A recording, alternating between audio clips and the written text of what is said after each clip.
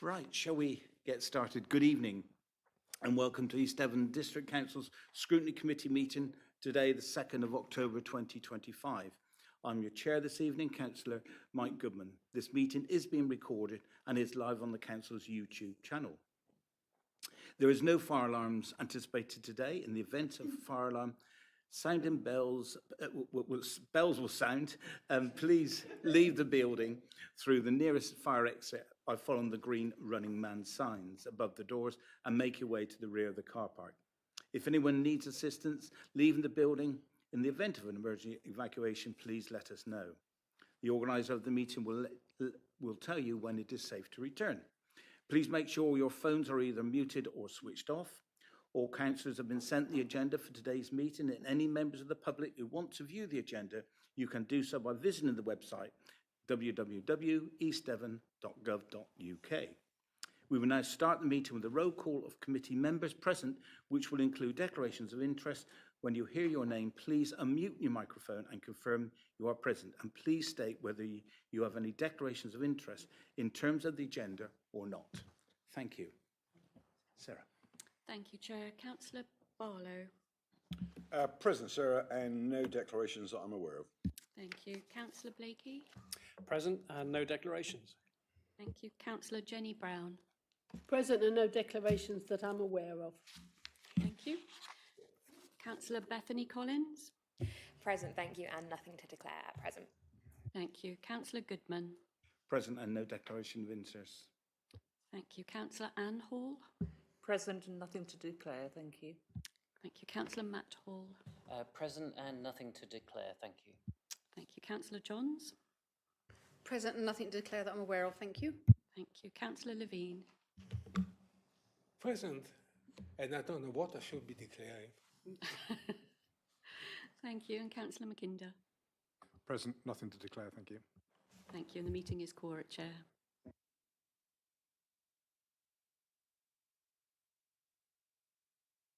We do, Chair. We have apologies from Councillor Ollie Davey, Councillor Marcus Hartnell, Councillor Joe Wibley and Councillor Maddie Chapman. Hello. Can I also make apologies for Brian Bailey, please?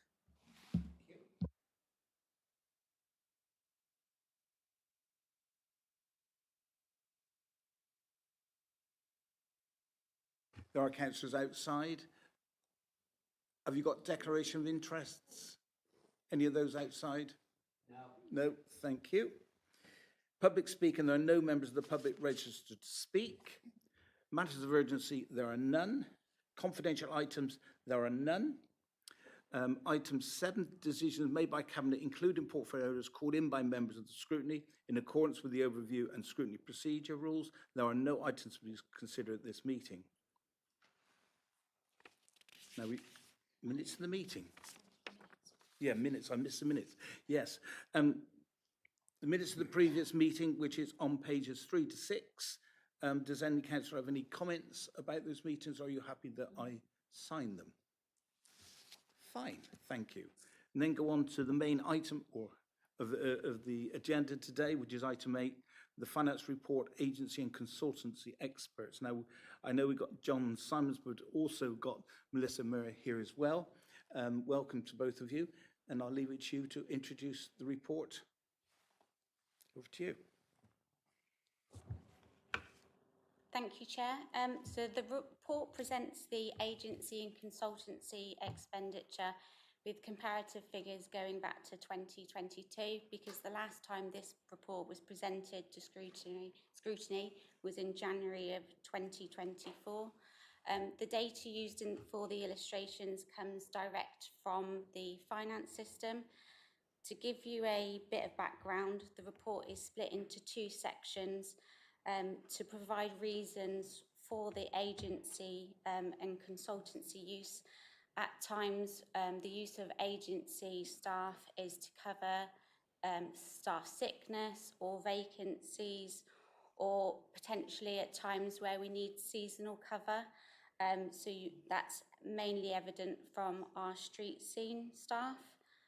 The use of consultants is usually when the council requires a specialist skill to provide technical advice or expertise.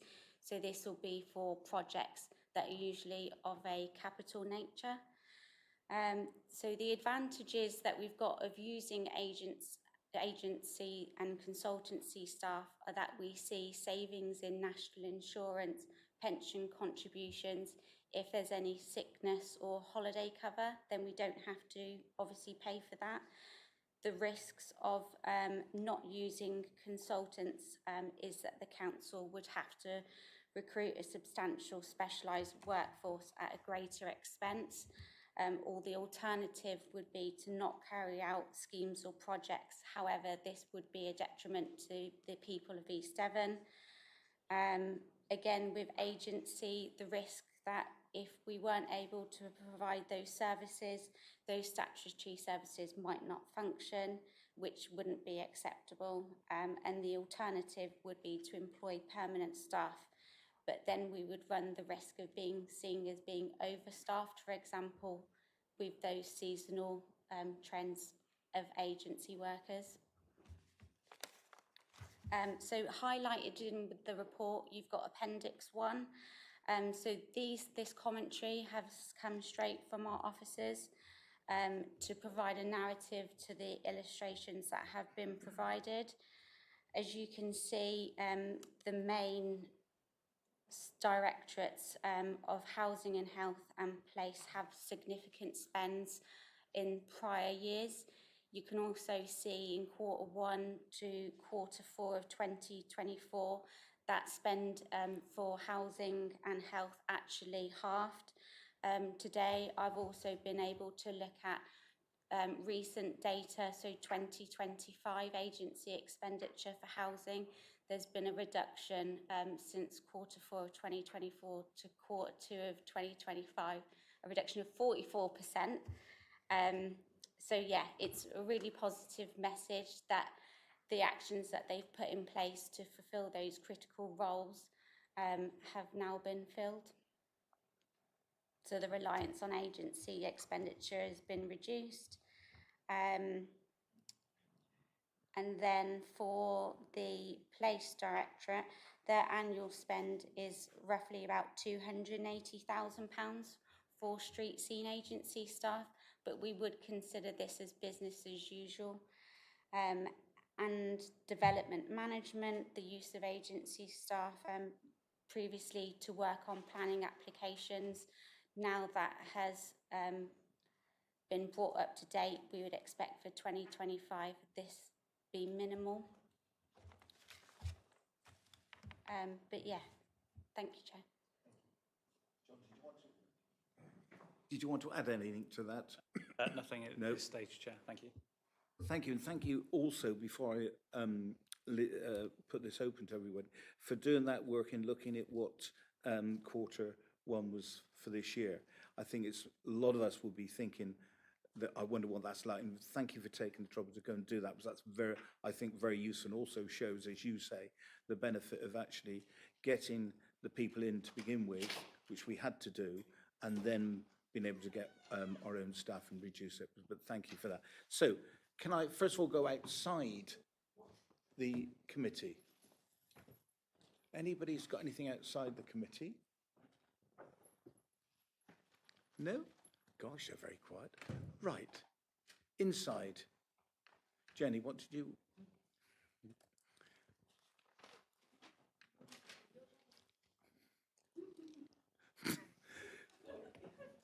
It's because you were eating biscuits. I haven't got a question. But Councillor Levine. I've got a remark. Go on. Just to show off, a few weeks ago, I gave a talk to the U3A in Honiton about local government. And one of the questions that I got is, what about specialist knowledge? And when I explained to them that we get this through agency, bring it in, the 20-odd people there thought that was a very good idea, much better than having a specialist member of staff who does very little most of the time. So the public seemed to be, at least that particular public, seems to be with us. Mm-hmm. Thank you. Yes. Ian. Chair, again, I think this is a very good report, and again, I would also like to thank for that was one of my questions was how are we doing this year, and do we not get this a little bit more sooner than we are at this stage, because it's obviously quite out of date now. Question I have is, when we do a project, do we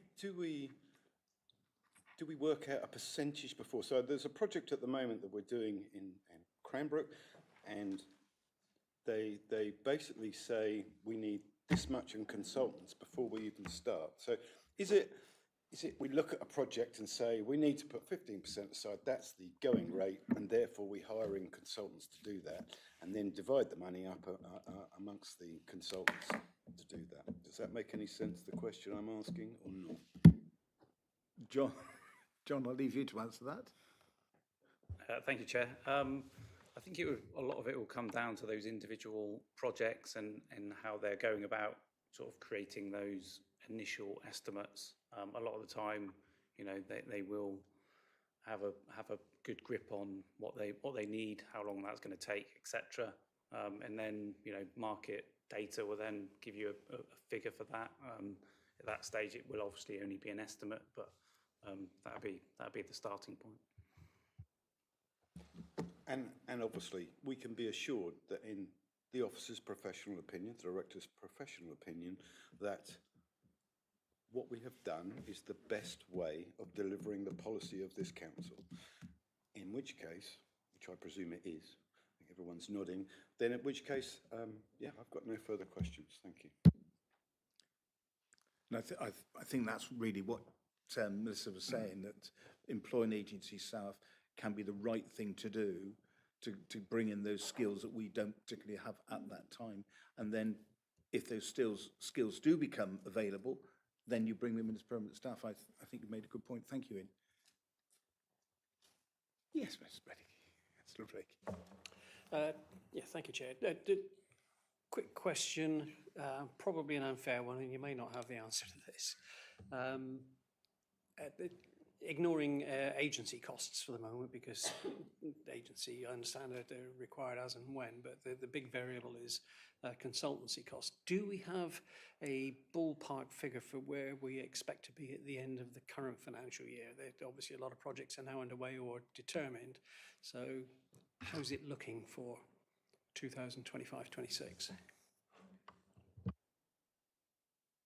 Thank you, Chair.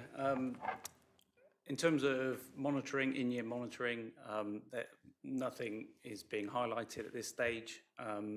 We can obviously give you numbers as spent to date, etc. We could then probably find sort of budgeted numbers for the rest of the year, if that makes sense, and sort of bring it together. But yeah, in terms of monitoring so far this year, we're not seeing anything that is raising an issue. Yeah, what I was trying to get at was, are we likely to spend more or less than last year on consultancy? And roughly by how much? If you have that number, and I appreciate you may not. I don't have that number, but the one thing I will say is year on year, you would expect it to change, and you could probably expect it to change quite wildly depending on what projects are being undertaken, what is going in the capital programme, etc. You know, the more bigger pieces of work and projects we're doing, the higher number you would expect. A lot of the time that is therefore funded.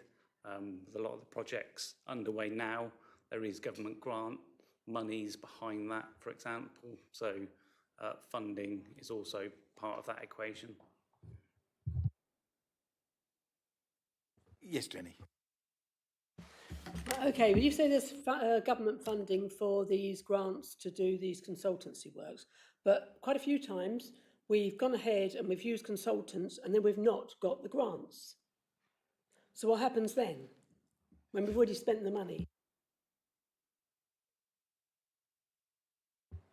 When that is the case, I suppose it would fall to the council. If you've got any examples that we could look into, I'd happily take that away and get back to you on those. But yeah, ultimately it would fall to the council if that's the scenario. It's a good question. So would you know whether or not that's happened much? And or would you not know?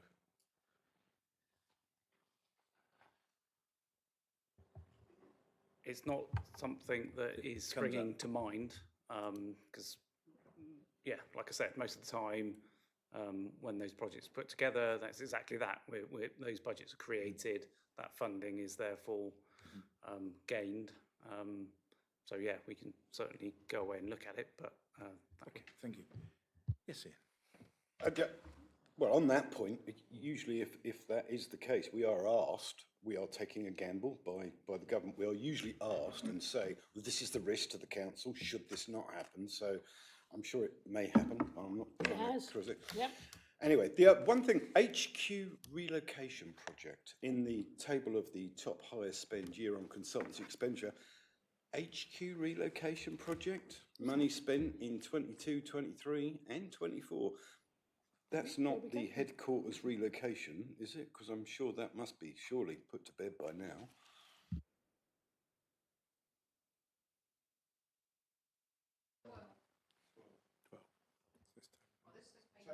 Underneath it's table 3. Table 3, sorry. Halfway down, HQ relocation project. Table 3. It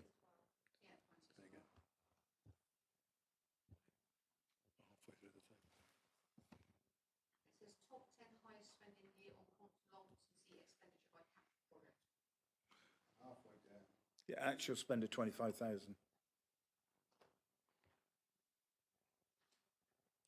yeah, over the 3 years, Chair, it's a total of 26,000. Yeah, that'd be just legacy payments in terms of this building. Can I ask what they would be? I mean, when did we move? I mean, it was some years ago now, surely. Yeah. If I may, Chair, I'll take that one away, find the invoices, find the orders. But yeah, it would have probably been sort of like seeing the back end of the snagging and defects and things like that we would have then got help, seeing through. Yeah, thank you. Any other questions? Yes, Mark. I suppose it's the elephant in the room question.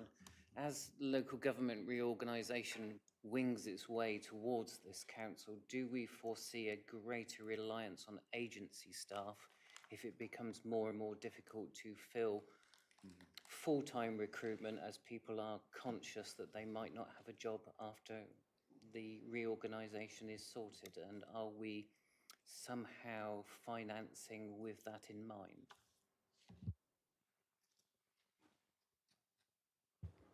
It's a possibility. In terms of financing, the budgets will be provided in the normal way, as is quite often the case. You get those savings within the employee cost area, so obviously offsets to a large degree in any case. But yeah, in terms of setting the budget at this point in time, we're not planning in that scenario. If I could just come back, because I just want to double check that I'm clear. It's often, we use the word portrayed, that using agency staff can be up to 50% more expensive than hiring standard full-time employees. So therefore, although it may come out of the standard budget, in essence, what you're going to get out of the budget potentially gets less and less as you end up spending more and more on agency staff. It's probably not something you can answer, but it's just something I think this council's got to be extremely aware of as we look towards the medium-term financial plan. But are we sure that, because you covered it, Melissa, earlier to a certain extent, is it always more expensive of agency staff? Is it more expensive of agency staff for a period of time than taking a full-time member of staff on?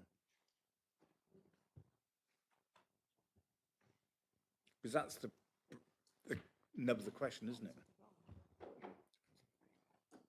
Yeah, so absolutely, that can be the case, but obviously a lot of it will come down to exactly the role. Again, if it's a very difficult role to fill, unsurprisingly, the cost gets more.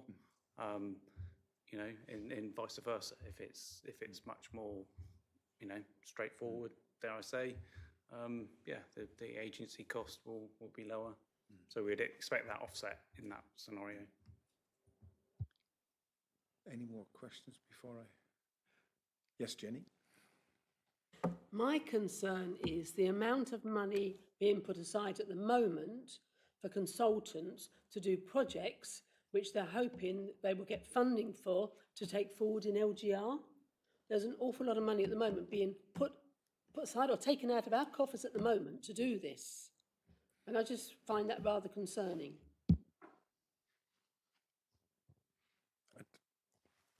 I'm not sure you can answer that, can you? Because, yeah, because we've made a choices. Yeah. Okay, Duncan.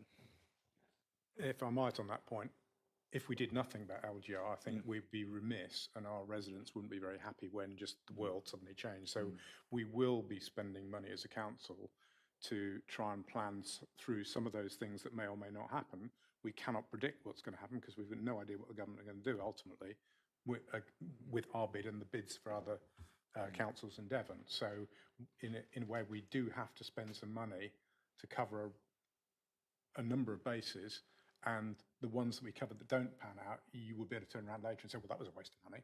But actually, we can't, since we don't know the future, I think it's prudent for the council to plan for a number of eventualities. And as soon as we know which way things are going, obviously we trim down our expenditure. But we'll do the same with, I don't know, a seawall project. There'll be a bunch of itemised things you have to do, but there'll be one or two things you are contingencies you have to add in case under the seawall we don't find what we expect, as was the case. Jenny, did anyone want to come back to finish that point off? Just at Somerset, they obviously had the same sort of thing when they were going through the LGR, and they tried to fast track a lot of projects and spend a lot of money, and it seemed that the government overturned any that hadn't got so far down that they had funding for them. And you know how long these things take to get funding. It's not like a 24-hour thing. It takes years sometimes to get this funding, and we don't actually have years. That's probably more for overview because that's going forward. We're looking today going backwards. So, but I take your point. Ian, did you want to finish off? No, right. I got a couple of points. The first thing is that in the report it says 16% of all our staff are agency staff and consultants. Well, I did some work this afternoon to try to find out what the average was, and I struggled to find it.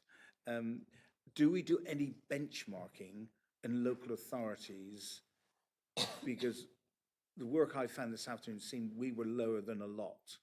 And I didn't find many in 16, a lot of them were 20 to 30%. I just wondered, have we done any benchmarking? Is it worth us knowing what the average is across, certainly across Devon?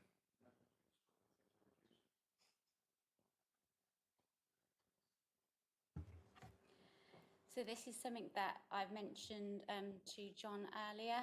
So we have got some financial toolkits that we're provided with. So at the minute, we haven't done any benchmarking in terms of agency and consultancy, but it is something that we can look at our nearest neighbouring authorities So for example, Stroud and Teambridge, they've got similar, with our budgeted costs, similar demographic and social comparatives, characteristics compared to ours. So it can be something that we can look at for best practice in future. I think it'd be useful for us to know as a council where we do compare, because it's always good to know whether we're good, bad, or indifferent. But I think it would be a useful tool to do. If I could. Yes. If I could just qualify that as well, that when we're comparing, we need to compare with like authorities, because the state, an authority in the same position with regard to LGR and regard to geography, because I think those are the two that will be the big drivers of our costs. We need to take those into account. So if we're comparing, a council that's not facing an LGR in the near future, they're problems might be different, or a council that's got completely different geography might find it easier or harder to hire the right staff. But the numbers we would be looking at is going backwards. So therefore that we want to make sure we're not looking at people with LGI. Was that the point you were going to make, Anne, or not? It was basically the point, because our geography is we've got the shoreline, which is costing an arm and a leg, whereas Mid Devon hasn't got anything. So it's got to be like with like, and you'd have to look at neighbouring Dorset or something. Thank you. Yeah, on this particular point, I've got to say I disagree with you, Chair, because I don't think it matters at all what our neighbouring or other authorities are doing. We keep telling everybody that East Devon is unique. I'm sure it is. We simply need to concentrate on doing better. Never mind what the rest are up to. It's just, are we sure that we're running our business as efficiently as we can? Yeah, but the point is, if you've got data that says these authorities, similar authorities, have half the amount that we've got, and that gives you an indication that perhaps we could look at ours. It's just data. Yeah. The other point I wanted to mention was the concern to me with agency and consultancy costs is it's within the directorate's budget.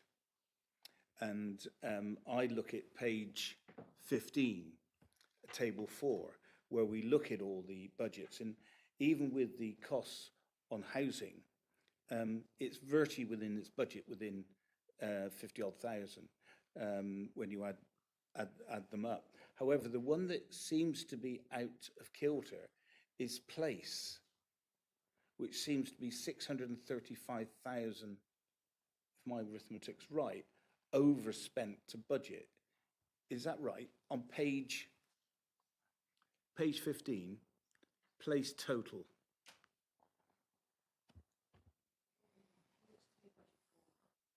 It's 635 over budget.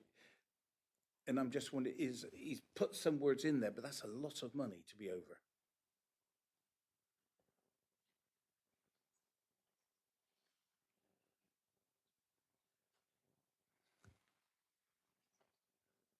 Is that because this is quite a large negative?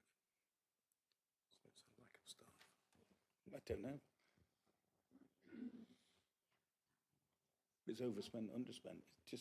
It dawned on me looking at this afternoon.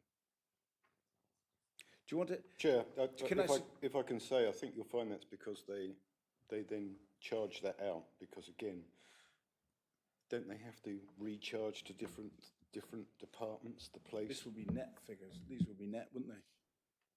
Is it best you take that away, Melissa, and let us know, or do you know, or have you got the answer? I would say within Director of Place, the main driver of those consultancy costs will be projects that are capital related. Right, so that's the things like the toilets and things like the leisure and stuff like that. Yeah. No, leisure's not capital, is it? Seawall. Seawall, yeah. Right. Right. Theatres, yeah. Okay. Have you got it? Again, I was just going to say on the point that's been brought up before, don't forget, because we're a tourist area, I think that's just why place, again, is very high. We have to hire in for a very short period of time, and much as it's always cheaper to have your own staff, you can't hire your own staff for 3 months. No, but the point being is they've got a budget. Yep. And being over a budget, especially on what we heard last night, next year is going to be even more critical. I can't imagine he was £600,000 over budget, Chair, otherwise we would have heard about it, for sure. You're right. And someone would have moaned about it previously. So, anybody got anything else to say about this report? So we're asked to note this report, aren't we? So thank you very much indeed for coming, Melissa and John. Thank you for the report. And we'll see you next year with the next one. It might be very interesting with LGR, how that will, but there's a couple of things you're going to let us know, and if we could then perhaps add that to the minutes. But thank you very much for coming. So we don't have to vote on that, which we're noting. So can we now go to pages 18 to 31, which is agenda item 9, our work programme. And the Cabinet Forward Plan is on there.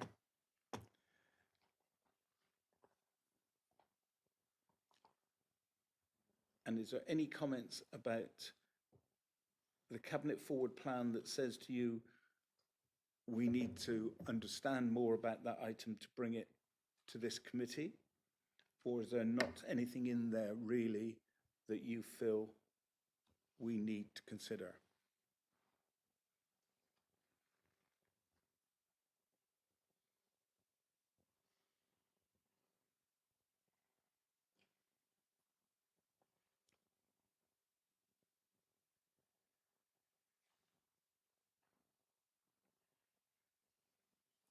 No?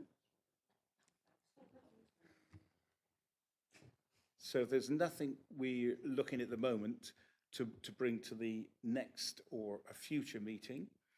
We then go down to our work plan, which is on page 30. That's our work plan as it is.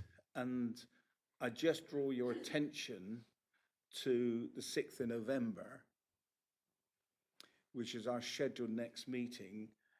And we haven't got anything that's assigned to the 6th of November. And one of the issues this committee has had now for 2 years is people putting forward things that they wish us to look at. And this committee has done well when it's been given stuff to look at and scrutinise. We've had some good results. However, we don't get enough from members of things they want us to look at. I don't know how we can encourage them to put forward ideas and thoughts on what they would like us to look at. Anybody's got any thoughts? Because it does look as if the 6th of November, unless something comes out, we wouldn't have a meeting. Ian? I would suggest it's a little late now for the 6th of November anyway to actually get something put forward and then get reports done on it and get them back and us to study it and have something to do. So I think we will be talking about more for other things for next year, like the 2nd of April going forward, so that we can actually have something where we could get reports. I know we've got one on glyphosate that we're looking into. If you look on the February one, we've got a lot on the February one. Is that too much? Yeah, probably is too much. But either way, so yeah, we can't do anything about November now. I think we need to look ahead. But I do agree that we need to look at things if we do. But again, we've got so much going on at the moment. I think it's very difficult to start worrying about things that have happened in the past when we've only got, 18 months, 2 years left. But Jenny's got an idea.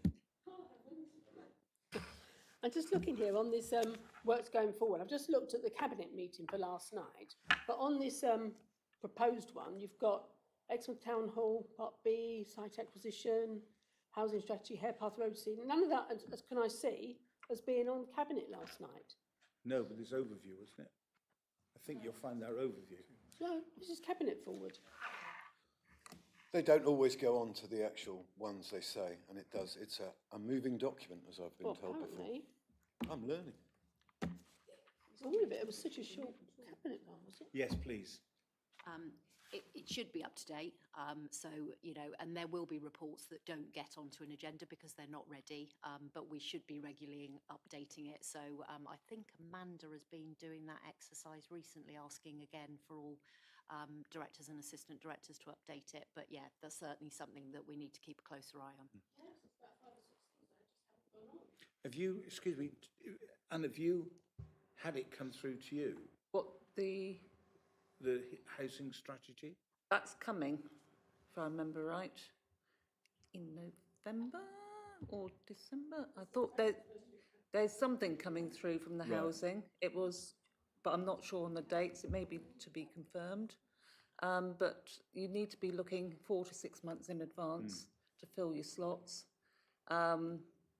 I've been proactively, as chair, looking and suggesting things and asking things to come in to actually get it on the agenda or on the work programme, and then the officers know what they're aiming for, and they've got 4 to 6 months to actually get it on, and we can then schedule it in.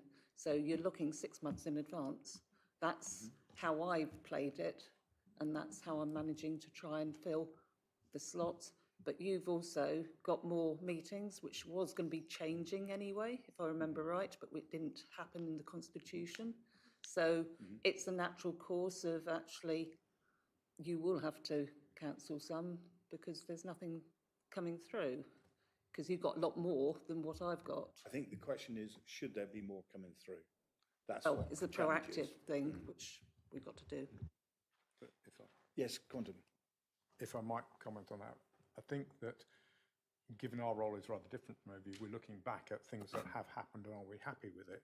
If there were issues, big burning issues that the membership of the council as a whole were really upset with, they'd be throwing things at us. So unless the membership feel that we're a waste of space, then I feel the fact that we don't have much to fill these slots is, at least to some extent, a feeling amongst the membership there isn't a massive amount of disquiet now. Some may disagree with that, and if they do, they could be suggesting areas that we could constructively look at to improve the functioning of council based on what's happened in the past. Okay. Yes. No. I was just going to really support what Councillor Hall had said, that most scrutiny committees probably would have 4 meetings a year rather than the additional ones that we've got here. So it's not surprising that you're not filling them all up. And I know that's obviously something that members will be looking at as part of the constitutional review. But one of the big changes we've had is that up until a year ago, we used to have one cabinet member bring a report to this meeting systematically through the year. That stopped after the peer review, and we need to decide, or with regard to the Constitution, how we deal with that, because at the moment that's not happening. Yes. Thank you. Are we allowed to scrutinise? I've spoken to a few councillors recently, and there's nothing more infuriating than being sent a list of dates for meetings, which you book into your diary, then rearrange your other things that you have booked in. So I'm on district council, town council, and I work, which I know a lot of councillors do. I book it into my diary, and then the week before, or even a couple of days before, it's cancelled and rearranged. Now, I've had a couple that have been cancelled and rearranged with very short notice, and I had a particular one only a couple of weeks ago, which I emailed turning around and said, I cannot make 4 o'clock.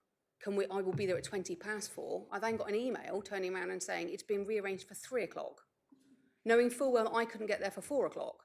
Now, it was a very important meeting for me to try and attend. There was no physical way of me doing it, and I was told that 2 days before the meeting. So can we scrutinise why meetings keep being cancelled and rearranged, and all we ever get is with the chair's agreement? Well, that's great, but the chair has a vice chair, so if the chair can't make it, surely the vice chair can make it. If that's, we're not told why the reasons are, and for people, and it's not just me, I know it's from all parties, if you've got other meetings that you're trying to book in, there's nothing more infuriating than booking it into your diary and then it's cancelled and rearranged and you're not told why. So is that something we can scrutinise? I think it's more about something that I need to take away, because I'm not sure what those are, so it'd be good to know separately what meetings you're talking about. And I think certainly in terms of the reasons for the cancellation, I think we could be putting more in there in terms of the reason, whether it's a lack of business or whatever the reasons are. Yeah, absolutely take the point. I'll take that away and discuss it. Okay. Yes, Ian. One other thing, with obviously the financial situation processing the MTPF, I just wonder if we could look at the rents we get in for our properties. How do we work that out? Is that the best value we get?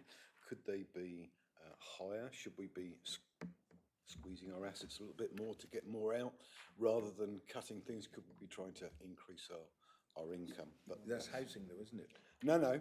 Oh, you're talking about all? I'm talking about, so this week we had a couple, they're Part B, I'm not going to mention what they were, but Part B things come through with rents agreed on commercial properties, and I just wonder if they are the best value that the council could get. But if you fill out the form, and I'm sure we could look at it, if that was right. No. We look at all of that. So obviously we're going through the start of the budget process at the moment, and that's one of the things that, you know, we will be looking at as an SLT. So absolutely that will be done. But obviously in certain circumstances you're tied into a lease for a period of time. So it's only, you know, what the lease says in terms of how much you can increase it by. But absolutely that is a factor that we look into. If we could just add on that, I think it's really important that if such a topic comes up, we make it crystal clear that it's not housing, because that's not our thing. But yeah, because otherwise people reading the, No, sorry, that's definitely agenda just will get commercial. upset needlessly. So yeah, make it Just crystal commercial clear rents, what sort of rents they are. Okay, so I think that we should cancel the meeting on the 6th of November. 4th of December. No, There's nothing on the 4th, are there? I'm not prepared. It's too early to cancel that one. Okay. Yeah, go on, Dominic. Can I also just mention, given the 5th of February now is looking quite crowded, would we be, rather than going for compendium meetings, would we be better to take one of those items and move it? If you can, with time. Yes. You probably can't pull them forward, I suspect. You'd have to move it You back. might have to move them back, but the next one has only got one item on the agenda, so maybe just even them out. So items 2 and 3 have got some vague environmental dimension to them, so keep those together and move the UK SPF down to March. Is there a problem for doing that? I don't think so. No? Very sensible. Very sensible. Rarely accused of being that. Yes. And can I say the 4th of December, are we supposed to have a scrutiny meeting then as Joint well? one on the 3rd, haven't we? But we've got one on the 4th as well, it says, which is a normal scrutiny, so I would say that one ought to be, dare I say, deleted, cancelled, because I don't want to come along just for something to note. Well, at the moment, I take your Sorry. point, Duncan's already said that. I'm quite happy for the 6th to be cancelled tonight, but the 4th, let's just wait a few more weeks, see if anything comes through, because we've got plenty of time to cancel that if we need to. But I'm just wondering, because we got the meeting on the 3rd anyway, haven't we? This is a joint meeting that we've got. And I'm just wondering, anyway, would we have two meetings on 2 following days? I'm not sure we would. I think maybe. Again, Chair, isn't it part of scrutiny in case something comes up at Cabinet or anything that we do need to look at? So I don't think you should cancel too far ahead, but unless anything urgent comes up, then we will put them that they will be cancelled. Yeah. Okay, thank you for that. Okay, that brings our meeting to an end, and I would like to thank you and everybody for coming, and we'll call that an end. And that's 6:40, a bit quicker than the other night.